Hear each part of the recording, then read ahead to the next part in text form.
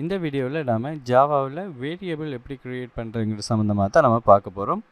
So முதலாவது என்ன செய்யற நம்ம ஆல்ரெடி ஃபோல்டர் ஒன்று க்ரியேட் பண்ணிட்டு வந்திருக்கேன். அந்த ஃபோல்டருக்கு எதுவுமே இல்லை.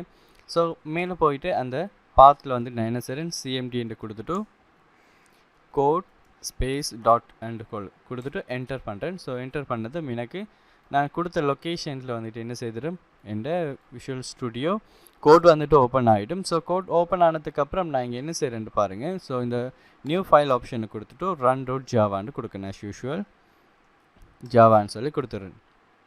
ஸோ கொடுத்ததுக்கப்புறம் ஸோ இங்கே நமக்கு தேவையான எக்ஸ்டென்ஷன் வந்துட்டு இங்கே லோட் ஆகும். ஸோ ஒன்ஸ் இது லோட் ஆகி கம்ப்ளீட் ஆனதுக்கப்புறம் நம்ம என்ன செய்யலாம் சிஎம்டின்னு கோடுன்னு சொல்லி கிளாஸ்ன்னு சொல்லி டைப் பண்ணோம்னு சொன்னால் ஓகே லோட் ஆகி முடிஞ்சதும் கிளாஸ்ன்னு சொல்லி டைப் பண்ணுறேன். டைப் பண்ணதும் நமக்கு கிளாஸ் க்ரியேட் பண்ணதுக்குரிய கோடிங் வந்துட்டு ஜென்ரேட் ஆகிட்டது வந்துட்டு. ஸோ அதே மாதிரி மெயின்னு சொல்லி கொடுக்கேன். ஸோ மெயின் ஃபங்க்ஷனும் எனக்கு க்ரியேட் ஆகிட்டுது. ஸோ இங்கே வந்துட்டு நம்ம ஒரு வேரியபிள் வந்துட்டு நம்ம க்ரியேட் பண்ணணும்னு சொன்னால் ஃபர்ஸ்ட்டுக்கு வந்துட்டு நமக்கு டேட்டா டைப் ரிலேட்டடாக வந்துட்டு நமக்கு தெரிஞ்சிருக்கணும். ஸோ டேட்டா டைப் என்று சொல்லும்போது நிறைய விதமான டேட்டா டைப்ஸ் இருக்குது வந்துட்டு. ஸோ நான் சில எக்ஸாம்பிள்ஸ் இங்கே சொல்கிறேன்னு பாருங்கள். ஸோ நான் என்ன செய்கிறேன் ஒரு மல்டிலைன் கமெண்ட்ஸை யூஸ் பண்ணிட்டேன். ஃபர்ஸ்ட்டுக்கு வந்துட்டு ஸ்ட்ரிங். இந்த ஸ்ட்ரிங் டேட்டா டைப்பில் வந்துட்டு நம்ம என்ன செய்வோம்னா ஒரு டெக்ஸ்ட்டை வந்துட்டு நம்ம டைப் பண்ண போகிறோம்னு சொன்னால் நம்ம ஆல்ரெடி நம்ம பார்த்துருந்தோம் பிரிண்ட்டுக்குள்ளே டபுள் கொட்டேஷன்ஸுக்குள்ளே சில வேல்யூஸை வந்துட்டு நம்ம கொடுத்துருந்தோம். அதே மாதிரி இங்கேயும் வந்துட்டு ஸ்ட்ரிங் நம்ம எழுதும்போது டபுள் கொட்டேஷன் ஒரு சிங்கிள் கொட்டேஷன் வந்துட்டு யூஸ் பண்ணோம். பட் காமனான வே வந்துட்டு நம்ம டபுள் கொட்டேஷன் யூஸ் பண்ணுறது.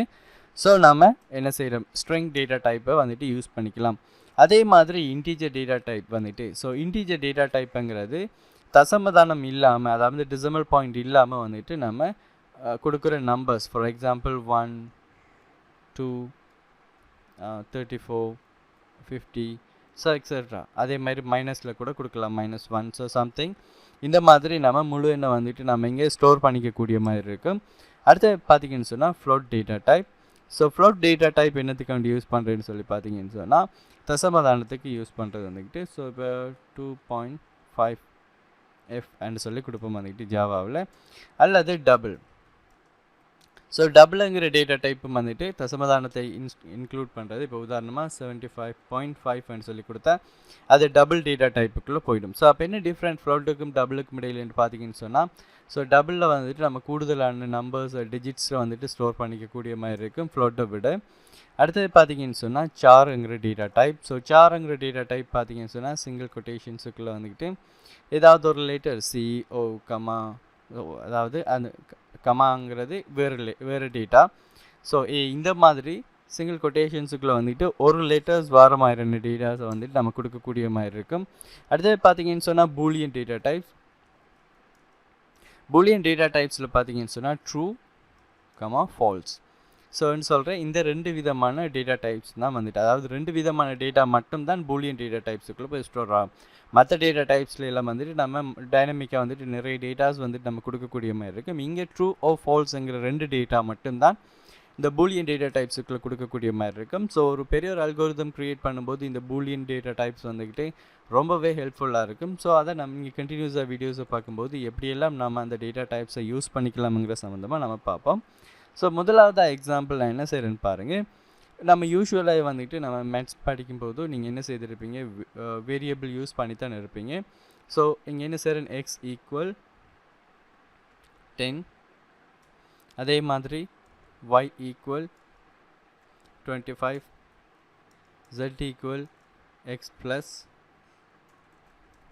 y and கொடுத்துட்டு z பெருமதி என்னன்னு சொல்லி கேட்டிருந்தா நீங்கள் அதுக்குரிய ஆன்சர்ஸ் இப்போவே நீங்கள் சொல்லுவீங்க.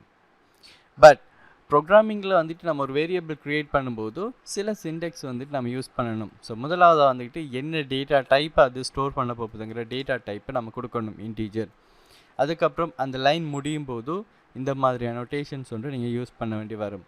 ஸோ அதே அப்போ முதலாவது வேரியபிள் நம்ம க்ரியேட் பண்ணிட்டோம். ரெண்டாவது வேரியபிளுக்கு இன்டீஜர் டேட்டா டைப்ஸை நீங்கள் தசமதாரம் நேம் யூஸ் பண்ணலை. ஸோ அதனால் லைன் முடியும் போது இந்த நோட்டேஷன்ஸை யூஸ் பண்ணிக்கிறேன். அதே மாதிரி ஜெட்டுங்கிற டேட்டா டைப்புக்கும் இன்டீஜர்னு சொல்லி கொடுத்துட்டேன். இப்போ பாருங்கள். ஸோ இங்கே எக்ஸுக்குள்ளே நம்ம 10 ஸ்டோர் பண்ணிக்கிறோம். வைக்குள்ளே வந்துட்டு 25 ஸ்டோர் பண்ணிக்கிறோம். நம்ம இங்கே அசைன் பண்ணுற டேட்டாவை பொறுத்து நம்ம இங்கே என்ன செய்கிறோம், எந்த விதமான டேட்டா டைப்ஸ் வந்துட்டு யூஸ் பண்ணுறோமுங்கிறத நம்ம இங்கே டிசைட் பண்ணிக்கிறோம்.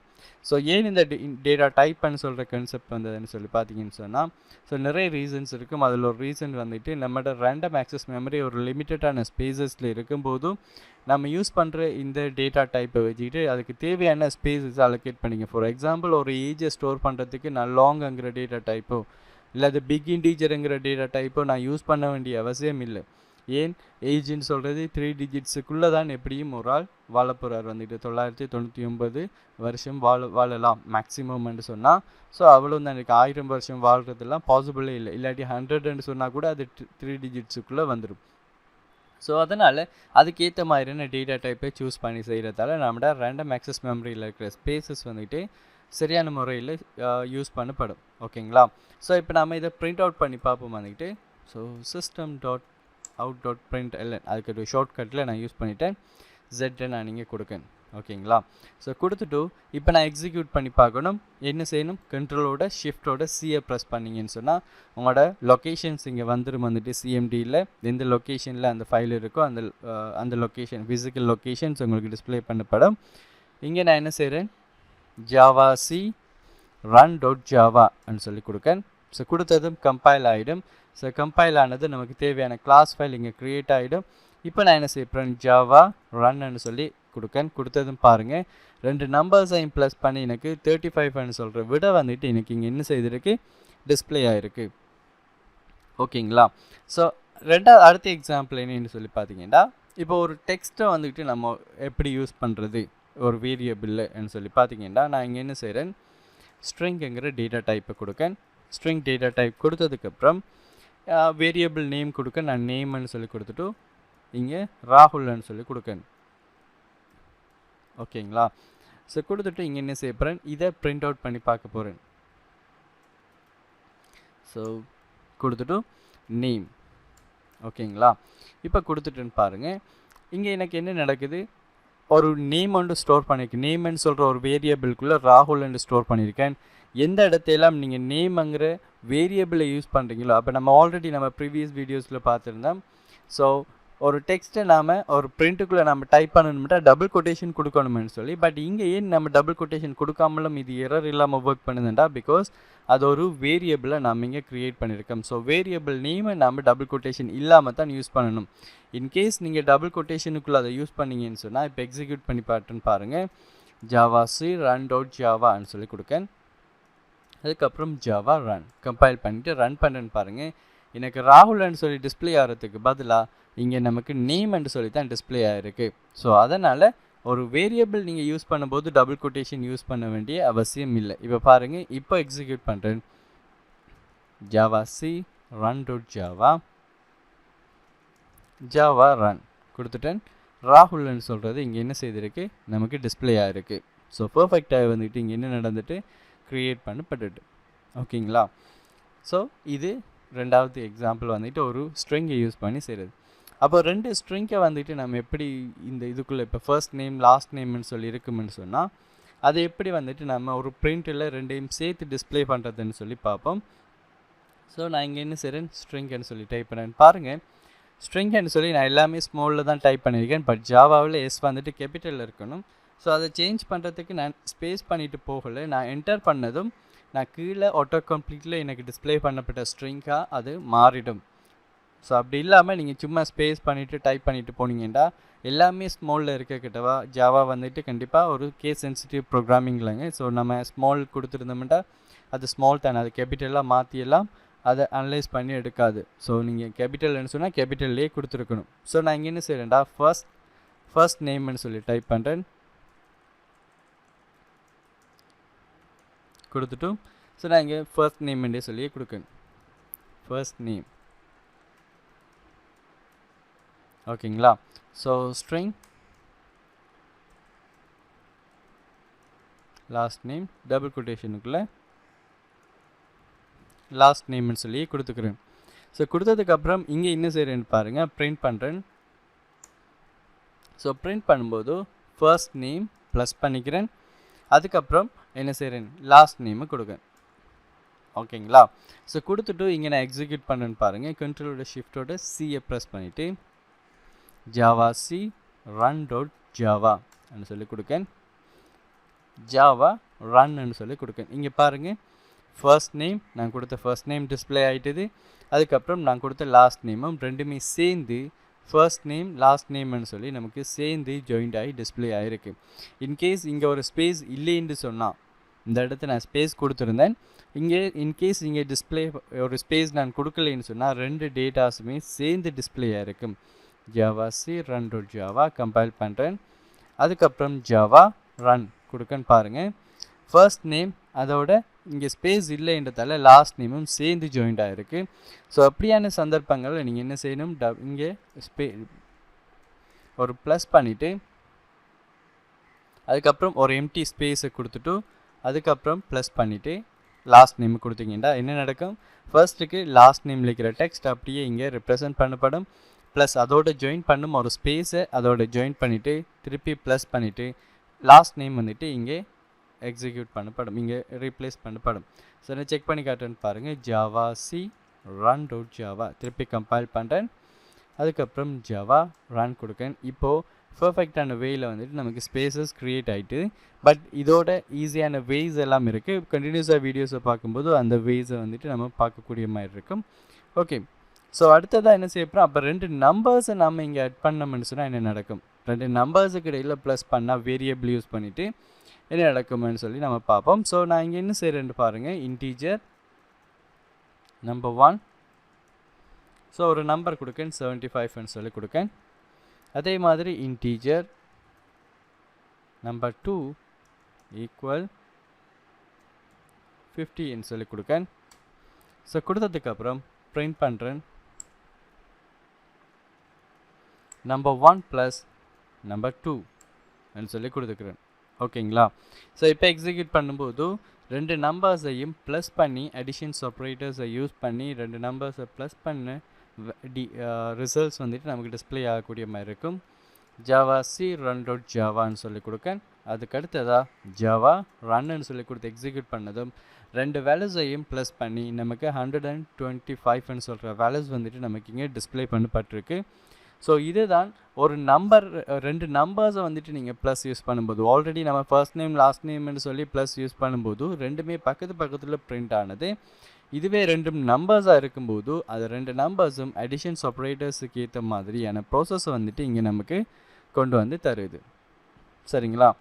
So that's fine. இப்போது ஒரு எக்ஸாம்பிளாக நம்ம ஒவ்வொரு வேல்யூஸுக்கு இதையும் பார்ப்போம். வந்துட்டு இப்போ நம்ம ஒரு வேரியபிளுக்கு வேல்யூஸை அசைன் பண்ண போகிறோம்டா, இப்போ உதாரணமாக இன்டீஜரில் வந்துட்டு நம்பர் ஒன்று கொண்டு வர போகிறோம், ஒரு 12ன்னு சொல்லி கொடுக்கேன். சரிங்களா. அதுக்கு அடுத்தது வந்துக்கிட்டு ஒரு சார் என்று சொன்னால் வந்துக்கிட்டு என்ன செய்ய போகிறோம், சார் லெட்டர்ன்னு சொல்லி கொடுத்துட்டு சிங்கிள் கொட்டேஷன்ஸுக்குள்ளே ஏஓ பிஓ வாட்டவர் எந்த டேட்டா வேணுமோ நீங்கள் கொடுத்துக்கக்கூடிய மாதிரி இருக்கும். அதே மாதிரி ஒரு பூலியன் வேல்யூஸ்ன்னு சொன்னால்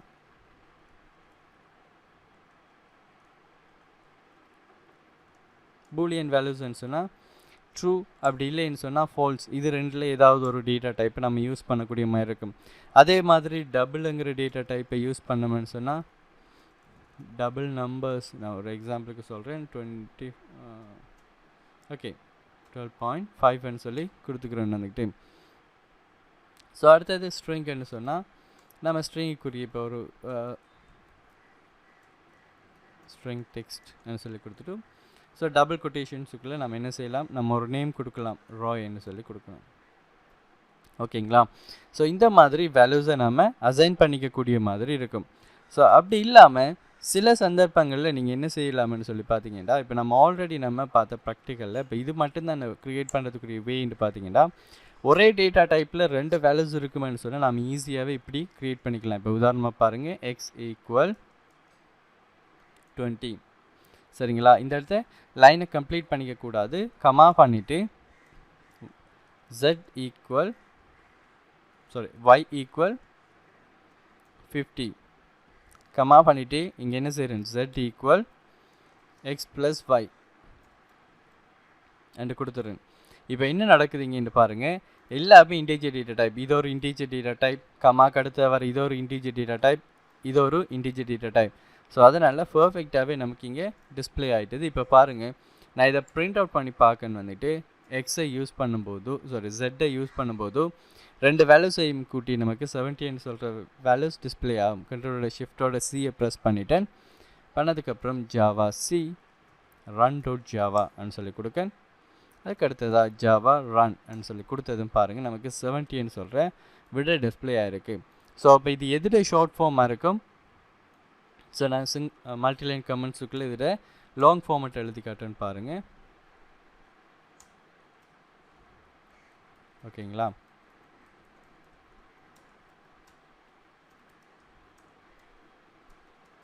ஸோ இதில் லாங் ஃபார்மேட் இப்படி தான் இருக்கும்.